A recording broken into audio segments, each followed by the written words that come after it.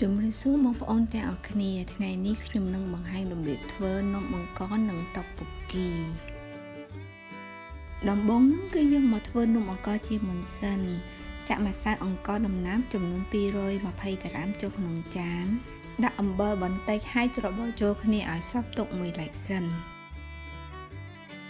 បន្ទាប់មកចាក់ទឹកចំនួន170 ml រួចដាំវាឲ្យពុះ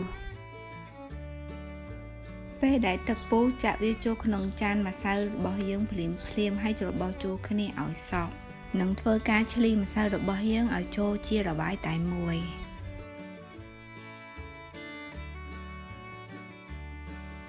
បន្ទាប់ពីឆ្លីម្សៅរួចហើយខ្ញុំយកដុំម្សៅមកកាត់ជា4ផ្នែក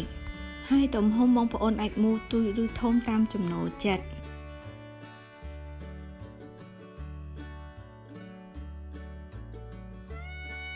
បន្ទាប់ពីលុញរួចហើយយើងមកកាត់ទំហំខ្លីឬវែងតាមដែលបងប្អូនចង់បានហើយទុកវាមួយឡែកសិនឥឡូវយើងមកមើលគ្រឿងសម្រាប់ធ្វើតុកពុកគីវិញម្ដងចាក់ប្រេងឆាចំនួន3ស្លាបព្រាបាយចូលទៅក្នុងខ្ទះចាក់ខ្ទឹមសចិញ្ច្រាំចំនួន2ស្លាបព្រាបាយឆាវាឲ្យមានក្លិនឈ្ងុយនិងឡើងពណ៌ពងអង្ក្រងបន្ទាប់មកដូរម្ទេសខាប់កូរ៉េចំនួន3ស្លាបព្រាបាយឆាចូលគ្នាឲ្យសព្វរួចហើយចាក់ទឹកស្ករដែលចម្រាញ់ចេញពីអង្ករចំនួន4ស្លាបព្រាបាយចូលបើបងប្អូនអត់មានទឹកស្ករបែបនេះទេបងប្អូនអាចប្រើជំនួសជាស្ករសឬទឹកឃ្មុំបានរួចហើយចាក់ទឹកស៊ីអ៊ីវចំនួន1ស្លាបព្រាបាយម្រេចចំនួន1ស្លាបព្រាកាហ្វេម្ទេសហុយកូរ៉េចំនួនកន្លះចានចង្កឹះកូរចូលគ្នាឲ្យសព្វហើយបិទភ្លើងចង្ក្រានទុកមួយឡែកសិន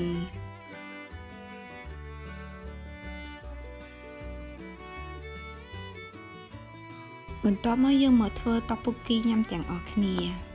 ដំបូងចាប់ប្រេងឆាចំនួន1ស្លាបព្រាបាយចូលទៅក្នុងឆ្នាំង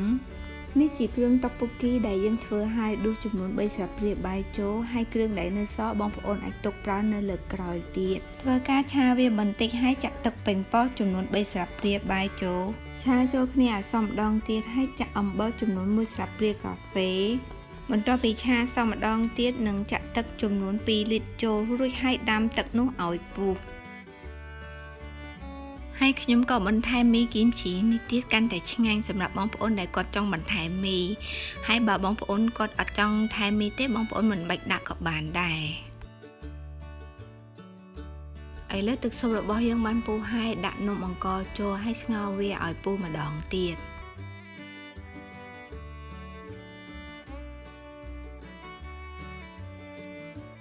បន្ទាប់ពីទឹកស៊ុបរបស់យើងពុះម្ដងទៀតហើយខ្ញុំបន្ថែមប្រហិតត្រីនិងប្រហិត hot dog ចូលសម្រាប់ប្រហិតវិញបងប្អូនចូលចិត្តប្រភេទណាបងប្អូនដាក់តាមដែលបងប្អូនចូលចិត្តរួចហើយដាក់មីគីមជីនោះពីលើដាំវាឲ្យពុះឥឡូវតុកពុកគីបានធ្វើរួចហើយបងប្អូនអាចបន្ថែមជាពងទាស្ងោររោយស្លឹកខ្ទឹមនិងល្ងពីលើជាការស្រេច